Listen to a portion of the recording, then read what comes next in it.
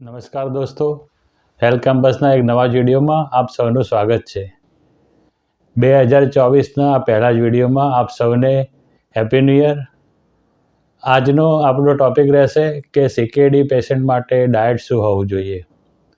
Chronic kidney ડિઝીઝવાળા જે પેશન્ટો છે, જે કિડની ફેલ પેશન્ટ કહેવાય, કે જેમની કિડની ફેલ થઈ ગઈ છે, એમને શું ખાવું શું ના ખાવું એની ખૂબ જ વધારે મૂંઝવણ હોય છે અને એમને કોઈ સિસ્ટમેટિક માહિતી ક્યાંયથી બી મળતી નથી હોતી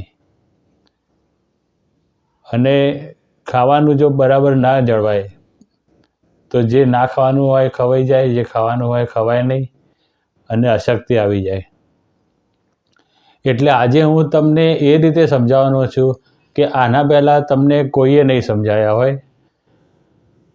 હું એટલી સરસ રીતે માહિતી આપીશ સિસ્ટમેટિક કે આ વિડીયો જોયા પછી તમને ઓછામાં ઓછી મૂંઝવણ થશે અને જો તમને આ જોયા પછી પણ કોઈ પ્રશ્ન હોય તો તરત જ કોમેન્ટમાં પૂછી લેજો। એક એવા ટૉપિક ઉપર આપણે વાત કરીએ છીએ જે ખૂબ જ ચર્ચાનો વિષય છે, લોકોને ખૂબ જ આની માહિતી જોતી હોય છે પણ મળતી નથી। એટલે આજે આપણે આ વિડીયોમાં એટલી સચોટ અને એટલી સરળ રીતે વાત કરીશું કે સાવ સામાન્યમાં સામાન્ય વ્યક્તિને પણ વાતની સમજણ પડે અને શું ખાવું અને શું ના ખાવું અને એવું કેમ ના ખાવું એની વિગતો આપણે જોઈશું। દોસ્તો, કિડની પેશન્ટના જીવનમાં 4 સ્ટેજ હોય છે। પહેલાં તો કિડની ફેલ થવાની શરૂઆત થતી હોય છે, એ પછી લગભગ એવું સ્ટેજ આવી જાય છે કે ડાયાલિસિસ કરવું પડશે, એટલે એ 2 સ્ટેજ આવે અને પછી ડાયાલિસિસ શરૂ થાય એ પછી ડાયાલિસિસવાળું સ્ટેજ આવે, એ પછી જ્યારે એનું ટ્રાન્સપ્લાન્ટ થઈ જાય એટલે ટ્રાન્સપ્લાન્ટ પછી એક આખું અલગ સ્ટેજ શરૂ થાય। હવે આ બધા જ સ્ટેજના જે ડાયટ હોય છે, શું ખાવું શું ના ખાવું એ અલગ અલગ હોય છે અને એના વિશે માહિતી ખાસ ઉપલબ્ધ નથી હોતી અને ઉપલબ્ધ હોય છે એ ખાસ સમજણ પડે એવી હોતી નથી। ઘણા કહેશે આ ખાઈ શકાય, ઘણા કહે આ નહીં ખાઈ શકાય, પણ કેમ નહીં ખાઈ શકાય અને કેમ ખાઈ શકાશે એનો કોઈ જવાબ આપણને આપતું નથી હોતું। દોસ્તો, હું પોતે કિડની પેશન્ટ છું અને આ બધી મૂંઝવણોનો સામનો મેં પણ કરેલો છે અને એના પછી મેં ખાસું બધું રિસર્ચ કર્યા પછી જે માહિતી મેળવી હતી, જે મારા જીવનને અગત્યની હતી, એ જ માહિતી જો હું આપ સૌને આપી શકું તો તમને એમ કરીને થોડો હેલ્પફુલ થઈ શકું અને આવા આશયથી જ આ વિડીયો આપની સમક્ષ રજૂ કરું છું। દોસ્તો, આ વિડીયોમાં જે ડાયટની વાત કરવામાં આવી છે એ ડાયાલિસિસ શરૂ થયું હોય એ પહેલાંના સ્ટેજની ડાયટની વાત છે। ડાયાલિસિસ એકવાર શરૂ થઈ જાય એ પછી ખાસ પરેજી નથી પાળવાની હોતી, કારણ કે ડાયાલિસિસ ચાલુ હોય એટલે શરીરમાંથી વધારાનો કચરો ડાયાલિસિસના મશીન દ્વારા નીકળી જતો હોય છે, એટલે અને ડાયાલિસિસ જ્યારે ચાલુ હોય ત્યારે થોડું વધારે પૌષ્ટિક ખાવાની જરૂર હોય છે, કારણ કે ડાયાલિસિસ કરાવીએ ત્યારે આપણા શરીરમાંથી અમુક જરૂરી તત્વો પણ નીકળી જતા હોય છે, એટલે ડાયાલિસિસ વખતે સારું પૌષ્ટિક અને હેલ્ધી ખાવાનું ખાવું, એ વખતે આ જે ડિસ્કશન અત્યારે થાય છે જે ડાયટની, એવું ડાયટ ના રાખવું। તો આ ચોખવટ કરી લેવી જરૂરી હતી એટલે કોઈ ગેરસમજ ઊભી ના થાય। બીજું, ડાયટનું ફાઇનલ પ્લાનિંગ તમારા ડાયટિશિયનને અને નેફ્રોલોજિસ્ટને મળીને જ કરવું, કારણ કે દરેક કેસ અલગ હોય છે, દરેક દર્દી અલગ હોય છે, એટલે દરેકનો પ્લાન થોડો બદલાતો હોય છે। આના સિવાય ટ્રાન્સપ્લાન્ટ થઈ જાય એ પછી શું ખાવું અને શું ના ખાવું એ આખો અલગ વિષય છે, એટલે ટ્રાન્સપ્લાન્ટવાળા દર્દીઓએ આ વિડીયોમાં ડિસ્કસ કર્યા પ્રમાણે ડાયટ પ્લાન નક્કી કરવો નહીં। ટ્રાન્સપ્લાન્ટવાળાનો પ્લાન અલગ હોય છે અને એનો વિડીયો મેં ઓલરેડી અપલોડ કરી દીધેલો છે, તો આપણી ચેનલ ઉપર જઈને ટ્રાન્સપ્લાન્ટવાળા પોતાની રીતે ડાયટ નક્કી કરે। દોસ્તો, આ વિડીયોમાં આપણે પહેલાં તો કયા પદાર્થો શરીરમાં નકામો ઉત્પન્ન થાય છે અને એને કેવી રીતે કંટ્રોલમાં લેવા એ જોઈશું। એ પછી સિસ્ટમેટિક આપણી ગુજરાતી થાળી અથવા તો ઇન્ડિયન થાળી જે હોય છે ડીશ, એની અંદર એક આઈટમ લઈને એનું આપણે વર્ગીકરણ કરીશું કે જેથી સાવ આપણે જ્યારે જમવા બેસીએ ત્યારે આપણી થાળીમાં શું છે એ જોયા પછી આપણને નક્કી કરતાં વધારે આસાન રહે. કારણ કે આ પદાર્થો ખાવા, આ પદાર્થો ના ખાવા એવું કદાચ યાદ ના રહે, પરંતુ જ્યારે આખી થાળીની આપણે કલ્પના કરીને એક વસ્તુનું જ્યારે ડિસ્કશન કરીશું ત્યારે એ તમને વધારે સારી રીતે યાદ રહેશે. દોસ્તો, કિડની ખરાબ હોય એટલે આપણા લોહીનું ફિલ્ટરેશન બરાબર ના થઈ શકે. કિડનીનું કામ આપણા લોહીમાં વધારાના પદાર્થોને મૂત્ર માર્ગે બહાર કાઢી નાખવાનું હોય છે, પણ જ્યારે કિડની ખરાબ હોય એટલે જે વધારાના પદાર્થો હોય છે એ નીકળી શકતા નથી.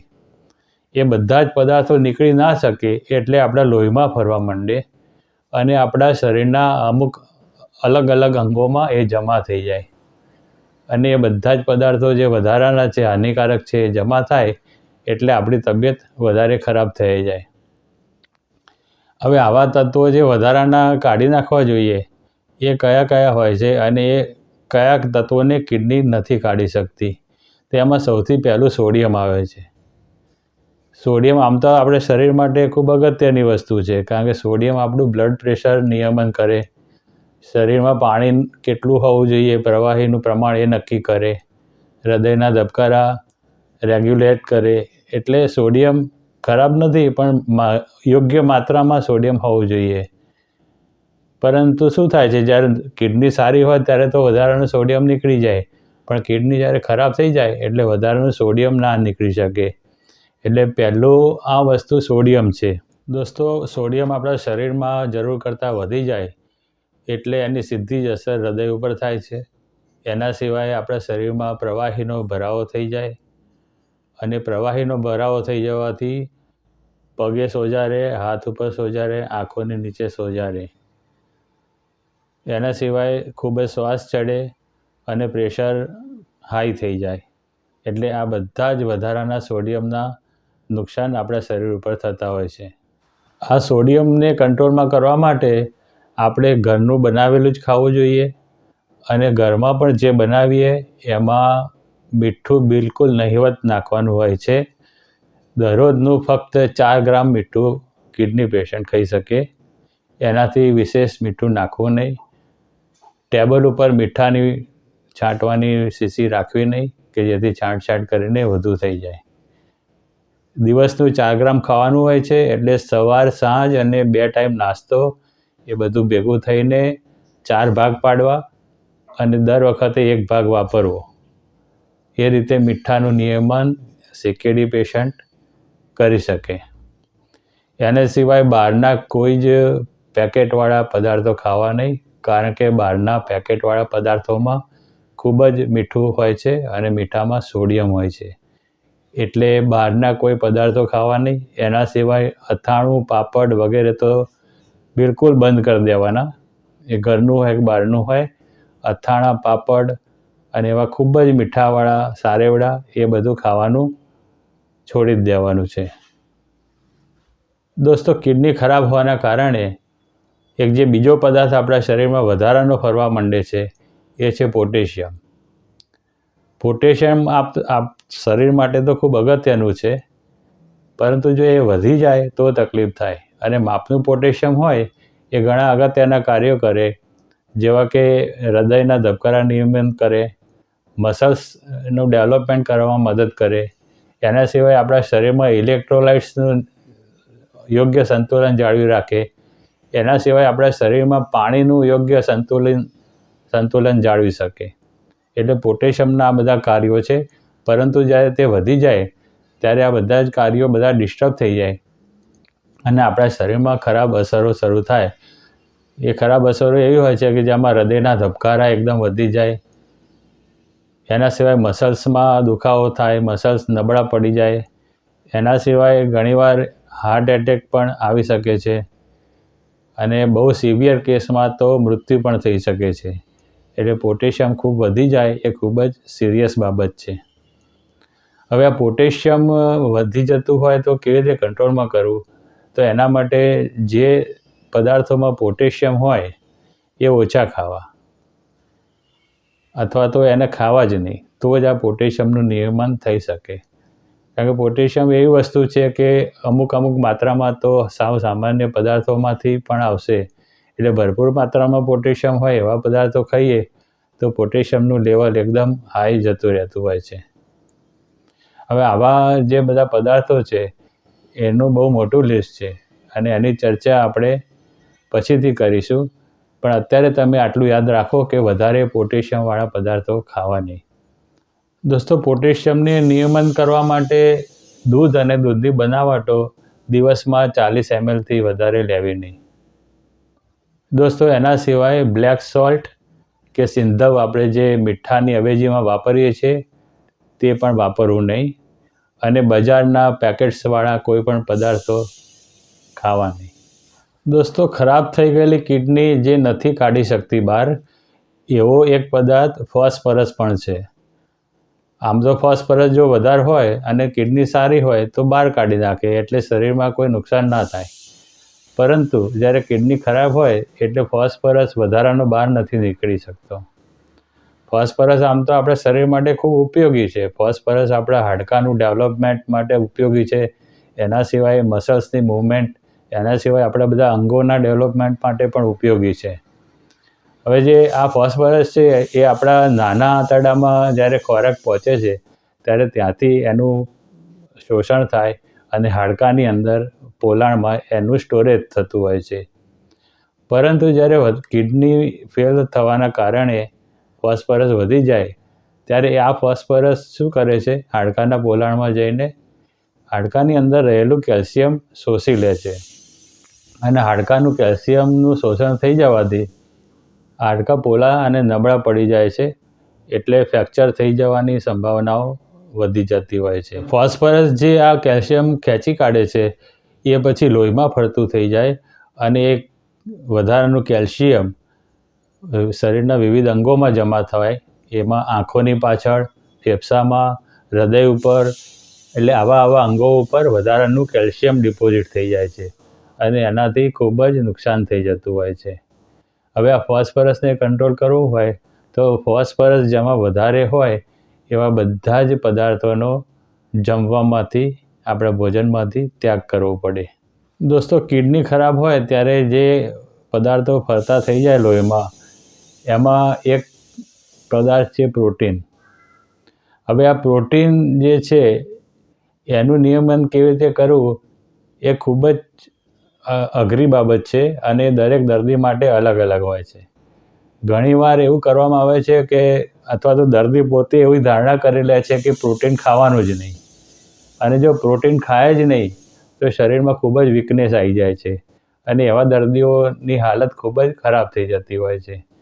એટલે આપણી ભલે કિડની ખરાબ રહી પરંતુ પ્રોટીન સાવ બંધ નથી કરી દેવાનું. બીજું કે તમારું કયું સ્ટેજ છે કિડનીનું, તમારું ક્રિએટિનિન કેટલું રહે છે, બીજા પેરામીટર્સ કેવા રહે છે, એ બધું જોઈને ખરેખર તો આપણા ડૉક્ટર્સ કે ડાયટિશિયન જોડે યોગ્ય માત્રામાં પ્રોટીનની વધઘટ આપણે કરાવવી જોઈએ. જેમ જેમ અલગ અલગ પરિસ્થિતિ ઊભી થાય ત્યારે પ્રોટીન કેટલું ખાવું એ બદલાઈ જતું હોય છે. તેમ છતાંય આપણે જનરલ ટોક કરીએ તો પ્રોટીન સાવ બંધ નથી કરી દેવાનું. તમારે હળવું પ્રોટીન જેવું કે દહીં છે કે મગ કે ચોળી, એવા કઠોળ છે, એ બધામાંથી થોડું હળવું પ્રોટીન લેવું જરૂરી છે. આ પ્રોટીન વધારાનું હોય નુકસાનકારક છે, પરંતુ પ્રોટીન શરીરમાં ખૂબ જ અગત્યની ભાગ ભજવે છે, એટલે પ્રોટીન સાવ બંધ નથી કરી દેવાનું. દોસ્તો, આ બધા પદાર્થો આપણે જોયા કે જે વધારે હોય તો કિડની એને કાઢી શકતી નથી, ખરાબ થયેલી કિડની, અને આપણા શરીરમાં એ ફરે જાય એટલે નુકસાન કરે જાય છે. આ સિવાય દોસ્તો, જ્યારે આપણે CKD પેશન્ટના ડાયટ વિશે વાત કરતા હોઈએ ત્યારે પાણી કેટલું પીવું એ પણ ચર્ચા કરવી જરૂરી છે. દોસ્તો, CKD પેશન્ટે પાણી જેટલું ડૉક્ટરે, નેફ્રોલોજિસ્ટે કહ્યું હોય એ રીતે જ પીવું જોઈએ. એટલે પાણીની માત્રા નેફ્રોલોજિસ્ટ સાથે ચર્ચા કરીને નક્કી કરી લેવી જરૂરી છે. આપણે શરીરમાં જ્યારે પાણી વધી જાય છે એટલે પગે સોજા આવે છે, જેને એડીમા કહેવાય. એના સિવાય હૃદય અને ફેફસા ઉપર વધારાનું ભાર પડે છે. એટલે CKD પેશન્ટે પાણીનું નિયમન કરવું ખૂબ જ જરૂરી છે અને જેટલું ડૉક્ટરે કહ્યું હોય એ રીતે જ પાણી પીવું જોઈએ. દોસ્તો, અત્યાર સુધી આપણે ચર્ચા કરી કે કિડની ખરાબ હોય એટલે કયા કયા પદાર્થો બહાર નથી કાઢી શકતી અને એ પદાર્થો આપણા શરીરમાં જમા થવાથી કયા કયા નુકસાનો થાય છે. અને આપણે એ પણ વાત કરી કે આવા પદાર્થો ઓછા હોય એવા ખોરાક ખાવાના. પરંતુ આ બધા જ પદાર્થો કે બધા જ ફળ, ફ્રૂટ, કઠોળ, અનાજ એ બધાનું લિસ્ટ બહુ લાંબુ હોય અને જો લિસ્ટ આપીએ તો તમે પોતે મૂંઝાઈ જશો. એટલે હવે આપણે જેમ મેં પહેલાં કહ્યું ને એમ એક આખી થાળીની અંદર અલગ અલગ આઇટમો એનું આપણે ડિસ્કશન કરીશું અને એનાથી આપણે સમજીશું કે આપણે કઈ રીતે થાળીમાં કેટલા પદાર્થ લેવા અને એને કેવી રીતે કૂક કરવા, એને કેવી રીતે રાંધવા અને આખું નિયમન આપણે કેવી રીતે કરી શકાય ડાયટનું. એટલે હવે આપણે સ્ટેપ બાય સ્ટેપ આપણી આખી થાળીમાં જે એક એક આઇટમ છે એ જોઈશું. દોસ્તો, આપણે એક થાળીની કલ્પના કરીએ તો એમાં સૌથી પહેલી વસ્તુ રોટલી આવે.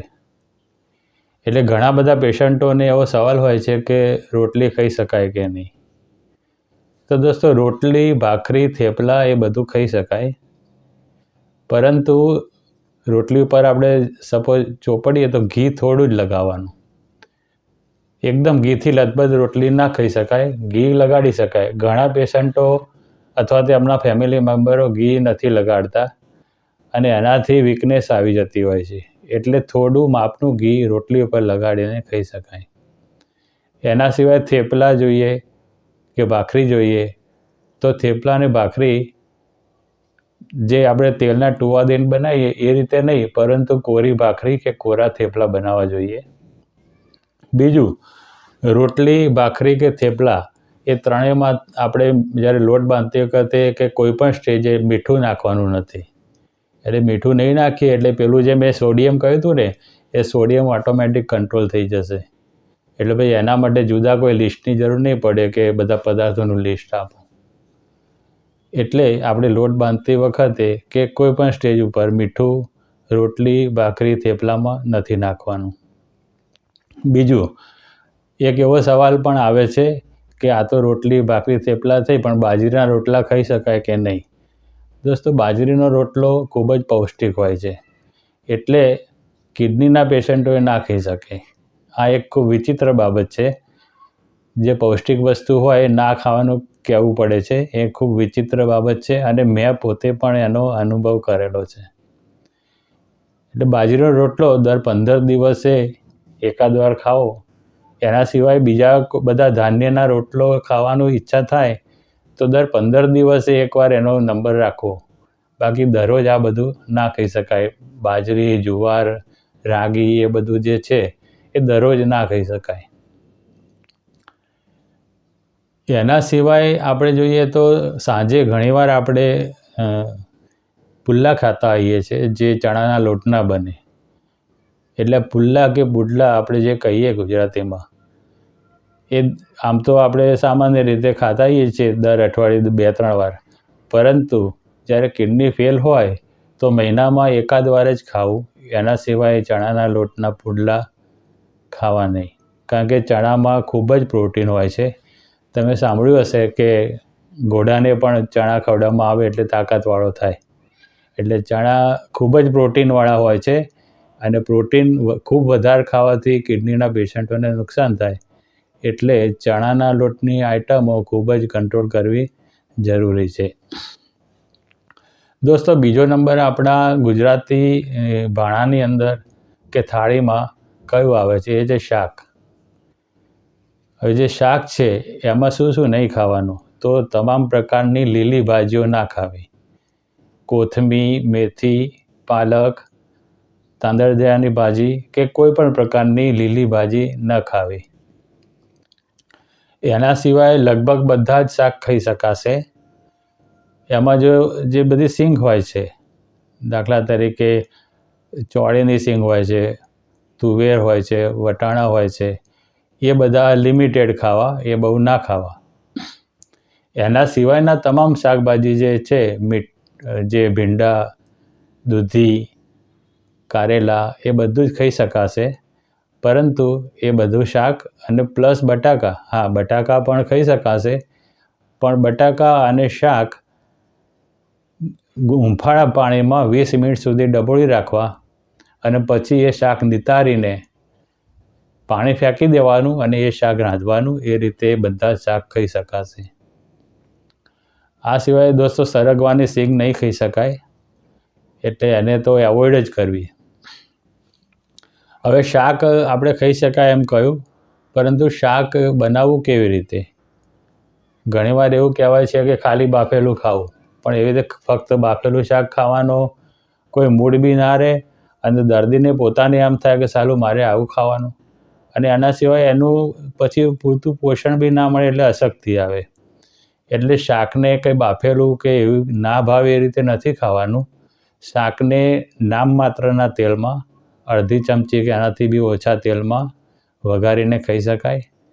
વઘારમાં દોસ્તો મીઠો લીમડો કે હિંગ વાપરવી નહીં, પણ એના સિવાય જીરું, રાઈ, લસણ એ બધું વાપરી શકાય છે. એટલે કિડની પેશન્ટનું જમવાનું પણ સ્વાદિષ્ટ થઈ શકે છે, એવું નહીં કે સ્વાદ વગરનું ખાવું પડશે. એટલે અને હા, આની અંદર શાકની અંદર મીઠું નાખવું નહીં, કારણ કે મીઠું આપણે જોયું કે દિવસનું 4 ગ્રામ લેવાનું હોય, એમાં 1 ગ્રામમાં 1 ગ્રામ નાસ્તા માટે રાખીએ, 1 ગ્રામ સવારના ખાવામાં આવે. હવે 1 ગ્રામ તમે ભાગ પાડીને શાક, દાળ એ બધામાં ભાગ પાડીને થોડું નાખી શકો, એના સિવાય ના નાખી શકાય.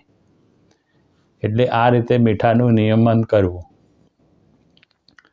બીજું દોસ્તો શાક પછી શું આવે તો કઠોળ. હવે કઠોળ એક એવી વસ્તુ છે કે ઘણા બધા કિડની પેશન્ટોને એવી સલાહ આપવામાં આવે છે કે કઠોળ ના ખવાય, કે એમાં પ્રોટીન હોય તો પ્રોટીન વધારે આવી જાય.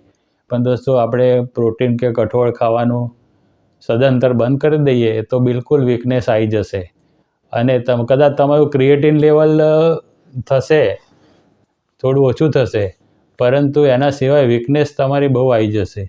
એટલે વીકનેસ ના આવે એ પણ જોવાનું જરૂરી છે. એટલે જે હળવા કઠોળ છે, મગ છે, ચોળી છે, એ બધું જરૂરથી લેજો. અને એનું પણ આપણે શાકમાં જે રીતે વઘારની પદ્ધતિ કહી એ રીતે જ વઘાર કરીને લઈ શકાય. હવે આ શાક છે, કઠોળ છે, એ 150થી 200 ગ્રામ જેટલું લઈ શકાય આપણે સવારના જમવામાં. હવે આગળ જોઈએ તો હવે કઈ આઈટમ હોય છે? આપણે રોટલી જોયું, શાક જોયું, કઠોળ, એના સિવાય સલાડ હોય છે. તો સલાડમાં દોસ્તો ટામેટાં ના ખાવા, કારણ કે કિડની પેશન્ટે ટામેટાં ના ખાવા જોઈએ. એટલે સલાડમાં ટામેટાં ના ખાવા. એના સિવાયનું જે બધી કોમન આઈટમ હોય છે, ગાજર, પછી મૂળો, એને લીલી હળદર, ડુંગળી, એ બધું ટોટલ ભેગું થઈને 50થી 80 ગ્રામ જેટલું સલાડ તમારે દરરોજ થાળીમાં લેવું જોઈએ. એના સિવાય આપણી થાળીમાં, ગુજરાતી થાળીમાં ખાસ કરીને પાપડ હોય છે, તો પાપડ બિલકુલ ના ખાવો. પાપડ ભૂલથી પણ ના ખાવો. એના સિવાય અથાણું હોય છે, તો અથાણું પણ ના ખાવું. દોસ્તો આમ ગુજરાતી થાળીમાં નમકીન પણ હોય છે, તો નમકીન તો તમારો બર્થડે હોય કે કોઈ ખાસ પ્રસંગ હોય તો ઘરનું બનાવેલું જ, અને એ પણ ઓછા મીઠાવાળું, અને એ થોડું જ ખાવું. એના સિવાય મીઠાઈ, તો મીઠાઈ પણ ઘરની બનાવેલી, ખાસ પ્રસંગોએ જ ખાવી, અને બહારની મીઠાઈ ના ખાવી. દોસ્તો આના સિવાય દૂધ, દહીં, છાશ એ બધું આપણે કંટ્રોલ કરવાનું છે. એટલે જમતી વખતે છાશ તમે લો અને દહીં લો, તો અને સવારે કદાચ તમે ચા સાથે દૂધ લીધું હોય, ચામાં દૂધ નાખ્યું હોય, એટલે આ બધું ભેગું થઈને ટોટલ 40 ml આપણે મેન્ટેન કરવાનું હોય છે. એટલે એ રીતે લેવું. દોસ્તો સલાડ પછી દાળ ભાતનો નંબર આવે છે. આપણે ગુજરાતી થાળીમાં દાળ ભાત ના હોય તો થાળી પૂરી નથી થતી હોતી. એટલે ઘણીવાર એવું કહેવાય છે કે ભાત નહીં ખવડાવવાના કિડની પેશન્ટને, પણ એવું નથી હોતું. કિડની પેશન્ટ ભાત ખાઈ શકે, પરંતુ ભાતને કુકરમાં ના બનાવવા, ભાતને ઓસાઈને બનાવવા, અને ભાતને ઓસાઈને એનું આપણે જ્યારે ગાળણ કરીએ ત્યારે જે ગાળેલા ભાત હોય, આપણે ભાત આવે એ ખાવાના, અને ઓસામણ ફેંકી દેવાનું. એટલે એવા ભાત આપણે ખાઈ શકીશું. બીજું ભાતની જોડે પણ આપણે સાંજે જ્યારે ખીચડી ખાઈએ છીએ તો ખીચડીની બી ચર્ચા કરી લેવી જરૂરી છે. એટલે ખીચડી બનાવવાની પણ એક પદ્ધતિ ખાસ કરીને મેં શોધી કાઢી છે. હું એવું કરતો હતો કે ભાત અલગ બનાવવાના, એના ઓસાઈને, અને મોગર અલગ બનાવવાની, એને અલગ ચડાવવાની, અને પછી એ બે વસ્તુ મિક્સ કરીને ખીચડી બનાવી શકાય છે. બાકી તમે ભાત અને મોગર ભેગી કરીને ખીચડી બનાવો તો એમાંથી પછી ભાતમાં જે કાઢી નાખવાનું હોય છે પોટેશિયમ ને એ બધું, એ નીકળે નહીં. એટલે પછી એ ખીચડી તમે નાખી શકો. એટલે કિડની પેશન્ટ માટે આવી રીતે થોડી વધારે તસદી લઈને આવી ખીચડી બનાવીએ તો વધારે સારું. દોસ્તો, ભાત આવ્યા તો એની જોડે તો પછી દાળ આવે ને, એટલે દાળ ખાઈ શકાશે. પણ દાળનો વઘાર પણ મેં જે આગળ કહ્યું એ રીતે ઓછા તેલમાં કરવો, અને એમાં પણ મીઠો લીમડો, હિંગ નથી વાપરવાની. એના સિવાય દાળમાં આપણે ગુજરાતમાં આંબલી, કોકમ અને ખાંડ કે ગોળ એ નાખતા હોઈએ છીએ. પરંતુ કિડની પેશન્ટની દાળમાં કોકમ, આંબલી, ગોળ કે ખાંડ નથી નાખવાની. એટલે આ રીતે દાળ બનાવી શકાશે. એના સિવાય બીજા જ બધા મસાલા નાખી શકાશે. લાલ મરચું, હળદર, જીરું નાખી શકાશે વઘારમાં. એ બધું નાખી શકાય. પરંતુ જે મેં કહ્યા એ પદાર્થો આગળ આપણે કહ્યું એ નથી નાખવાના. દોસ્તો, આપણા ડાયટમાં ફ્રૂટનો એક અગત્યનો ભાગ હોય છે, અને કિડની પેશન્ટને ફ્રૂટ નહીં ખાવાના એવું ઘણીવાર કહી દેવામાં આવે છે, પરંતુ એવું સાવ નથી હોતું. કિડની પેશન્ટ પણ દરરોજના 150 ગ્રામ જેટલા ફળ ખાઈ શકાય. પણ એ કેવા ફળ ખાવાના જેમાં પોટેશિયમ ઓછું હોય? પોટેશિયમ ઓછું હોય એવા ફળોમાં અનાનસ, પપૈયું, ગ્રીન એપલ, જામફળ, નાશપત્તી આ બધું આવે છે. અને પોટેશિયમ વધારે હોય અને જે ના ખાવા જોઈએ એવા ફળોમાં કેરી, કેળું, ચીકુ, એના સિવાય બોર, એના સિવાય જાંબુ, આ બધું જ. એટલે જે ઉપર આપણે જે ઓછા પોટેશિયમવાળા ફળ ગણાવ્યા એના સિવાયના લગભગ બધા જ ફ્રૂટમાં પોટેશિયમ વધારે હોય છે. એટલે ખાલી જે ઉપર કયા પપૈયું કહ્યું, અનાનસ, જામફળ, એ બધા જે મેં હમણાં વાત કરી એ બધા જ ખાવા, અને એના સિવાયના ફ્રૂટ ખાવા નહીં. અને એ પણ જરૂરી છે કે દરરોજ ફ્રૂટ તો ઓછા પોટેશિયમવાળા 100 ગ્રામ કે 150 ગ્રામ ખાવા જ. એકે દિવસ ફ્રૂટ ના ખાધું હોય કે ના ખવાય એવું ના કરવું. તમે સાંજે ખાઓ કે સવારે ખાઓ, પરંતુ ફ્રૂટ તમારા ડાયટમાં સમાવેશ કરવો જરૂરી છે. આપણે જ્યારે ડાયટની વાત કરીએ એટલે ડ્રાયફ્રૂટને ભૂલી ના જવાય. એટલે ડ્રાયફ્રૂટ આમ તો ભરપૂર તત્વોથી ભરપૂર હોય છે, સારા તત્વોથી. એટલે કિડની પેશન્ટમાં જેમ આગળ વાત કરી એમ જે સારું પૌષ્ટિક હોય એ ના ખાવાનું હોય કે ઓછું ખાવાનું હોય. પણ એકદમ છોડી દઈએ તો પાછા વધારે બીમાર પડી જઈએ, અશક્તિ આવી જાય. એટલે ડ્રાયફ્રૂટમાં પણ કંટ્રોલ માત્રામાં ડ્રાયફ્રૂટ ખાઈ શકાશે.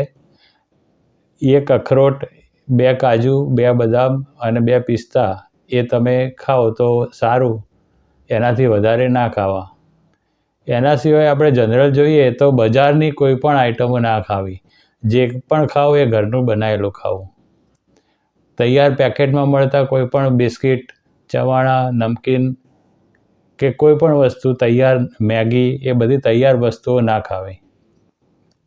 ફક્ત શુદ્ધ આપણા ઘરમાં બનાવેલું તાજું અને હાઇજેનિક ખાવાનું જ ખાવું. કારણ કે જ્યારે આપણે કિડની ખરાબ હોય છે એટલે આપણે સોલ્ટ એટલે કે મીઠું, પોટેશિયમ એ બધું કંટ્રોલ કરવાનું હોય છે. અને બીજું, આપણી તબિયત વીક હોય એટલે આપણને જુદી જુદી જાતના ઇન્ફેક્શન લાગવાની પણ સંભાવના હોય. એટલે બહારનું કશું ખાવું નહીં. ફક્ત જે ખાવું હોય એ ઘરનું જ ખાવું. એક બીજો સવાલ મારી પાસે એવો આવ્યો હતો કે ઇલાયચીવાળી ચા પી શકાશે કે નહીં? તો આ દોસ્તો, ઇલાયચીવાળી ચા પી શકાશે. એટલે દોસ્તો, આજે આપણે ડિસ્કસ કર્યું, પહેલાં તો એક તત્વો લીધા.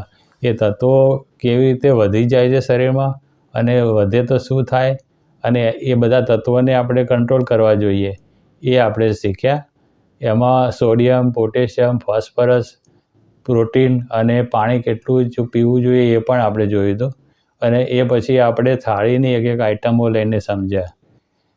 એટલે તમને ખૂબ જ ઊંડાણથી અને સરળતાપૂર્વક સમજણ પડી ગઈ હશે. અને હજુ પણ જો તમને કોઈ પ્રશ્ન હોય તો તમે નીચે કોમેન્ટ કરીને પૂછી શકો છો. બીજું, જે આપણે આગળ વાત કરી કે પોટેશિયમવાળા પદાર્થો ખાવા નહીં, પ્રોટીન હળવું હોય એવા ખાવા, ફોસ્ફરસ વધારે હોય એવું ખાવું નહીં, સોડિયમવાળું ખાવું નહીં. હવે સોડિયમ વધારે હોય તો આપણને ખબર છે કે મીઠું બહુ હોય તો એ ના ખાવું. હવે પોટેશિયમ માટે ઘણીવાર આપણે મીઠાની અવેજીમાં સિંધળ, સંચળ એવું ખાતા હોઈએ છીએ, તો એ પણ નથી ખાવાનું. બીજું, આપણે આ બધું જ લાંબુ લિસ્ટ જોતું હોય તો તમે ખાલી ગૂગલમાં સર્ચ કરજો કે પોટેશિયમવાળા ફળો કે પોટેશિયમ હાઈ પોટેશિયમ ફૂડ એવું તમે સર્ચ કરશો તો તમને આખું લાંબુ લિસ્ટ બતાવશે. કારણ કે આ વિડીયોમાં આખું લાંબુ લિસ્ટ બતાવવા જઈએ તો વિડીયો બહુ લાંબો થઈ જાય અને તમને એ વખતે પછી વિડીયોમાં સાંભળ્યા પછી યાદ રહે કે ના રહે. એટલે આ જે ફોસ્ફરસ, પોટેશિયમ વધારે હોય એવા બધા પદાર્થો તમે જાતે જ ગૂગલમાં સર્ચ કરીને શોધીને એનું લિસ્ટ બનાવી રાખજો, એ વધારે સારું રહેશે. તો દોસ્તો, આજના વિડીયોમાં તમને ખૂબ મજા આવી હશે, સમજણ પડી હશે. તો બસ હવે રજા લઉં છું. આપ સૌએ છેક સુધી વિડીયો જોયો એ બદલ ધન્યવાદ. આ વિડીયોને લાઈક કરજો, તમારા મિત્રોમાં શેર કરજો. હેલ્થ કેમ્પસ ચેનલને સબસ્ક્રાઈબ ના કરી હોય તો સબસ્ક્રાઈબ કરી લેજો. તો બસ રજા લઉં. ધન્યવાદ. જય હિન્દ.